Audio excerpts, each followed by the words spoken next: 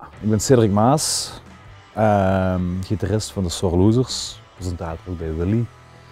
En ik ben in de muziek gerold, met gitaar beginnen spelen op mijn 12e en kort daarna verhuisd naar Hasselt. En dat was wel echt het startschot, omdat hier kwam je, waar ik vandaan kwam, daar had je bijvoorbeeld geen platenwinkel, dat had je niet. En dan kom je in Hasselt terecht en in één keer heb je een gigaswing, je hebt gitaarwinkels en de Evil Superstars, die liepen hier ook gewoon rond. Dat was zo van, wow, dat was waanzin.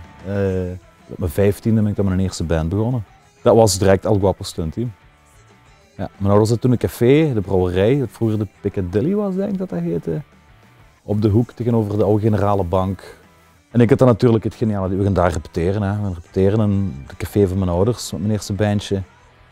Maar dat heeft drie keer geduurd, voor 3 dagen. En dan zijn we naar het Lijmpotje verhuisd. Het Lijmpotje en de Kanaal Kom, de gelatinefabrieken.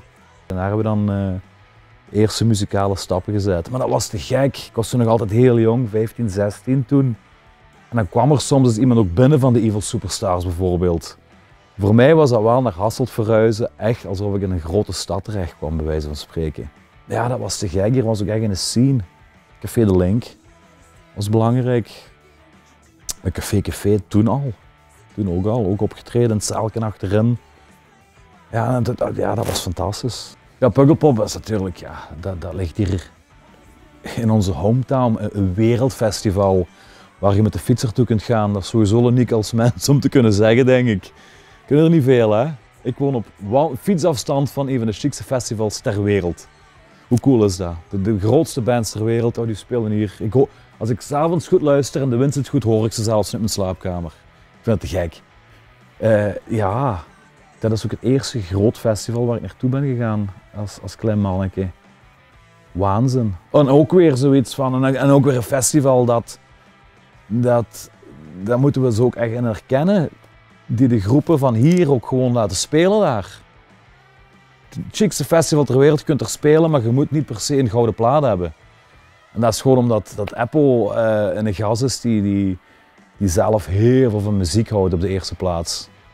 En Chokri ook gewoon een gast is van, hey, een band van Hasselt en die hebben een single uit. Mannen, kom maar spelen. Dat is toch fenomenaal. Ze hebben dat Wat Blieft podium dan jaren geleden uit de grond gestampt en dat bestaat nog altijd, denk ik. In het begin was dat zo'n klein circustentje en nu is het echt gewoon een dikke tent en die zit altijd vol. En dat is ook te gek als een band uit Hasselt er speelde van omstreken, maar Genk of Limburg, daar is het vol, hè.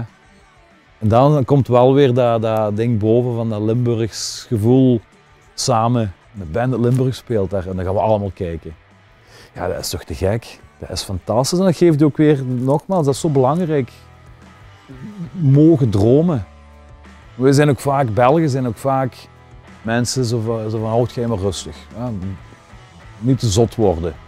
Toen ik vroeger zei van oh, dat podium op Pukkelpop, dat groot. Wel, ik heb het grootste, daar wil ik staan. Doe toch niet zo van ozel, ja, wat zult jij toch? Dat kan, hè. Dat kan zeker, dat is niet onmogelijk. Dat vind ik chic. Dat vind ik belangrijk, dat is heel belangrijk.